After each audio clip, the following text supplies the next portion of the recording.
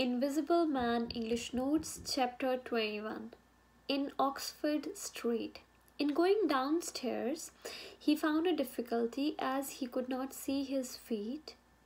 He was very happy that he could do anything, chase anyone. When he was on Great Portland Street, a man carrying a basket of soda water siphons hit him violently. The man was surprised, although Invisible Man was hurt, but he laughed and said that there is devil in the basket. He took the basket and held it in air, but the cabman came shouting, and Invisible Man was hit under the ear. Then he smashed the basket on the cabman, but soon crowd gathered there and he feared it, as they could feel him even if they can't see him, so he hid behind the cab. Then he moved to Oxford Street, finding it clear and unaware of where he was moving towards. He could not get through the stream of people that happened to be there because of some incident, so he walked through the gutter. He was bruised. Then he found a two-wheeled horse-drawn cab, handsome, and as it drove slowly, he followed.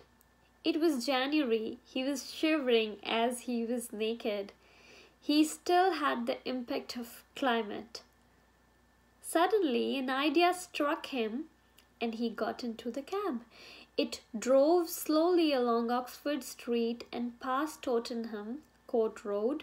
Soon a woman hailed his cab, and he came out just in time to escape her.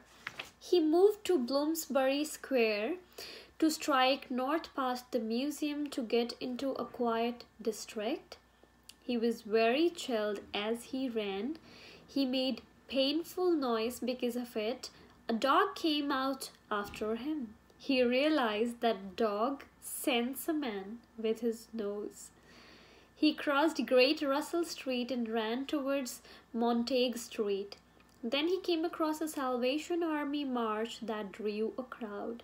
He dared not penetrate the crowd. Instead, he ran up the white steps of a house facing the museum railings and waited for crowd to pass. But two urchins stopped at the railings behind him and were gaping at the muddy footmarks he left behind. They pointed straight to where he was standing. In order to prevent him from being touched by anyone, he started running, and some of them saw feet running. He didn't try to explain, and after running for some time in the same place so that no one could detect where he was, his feet became warm and impressions began to fade. Then he cleaned his feet. Then suddenly he bumped into a man, and he was afraid if the man would understand something. He collided with few, leaving them into a state of amazement. He had to be very careful with the dogs.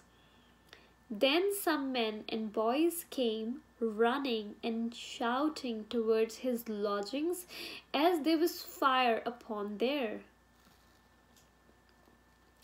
The place was blazing. Everything that belonged to him was burnt, except that he sent to Great Portland Street.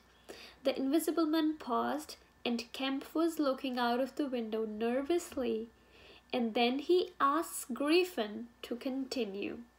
That's everything for this chapter.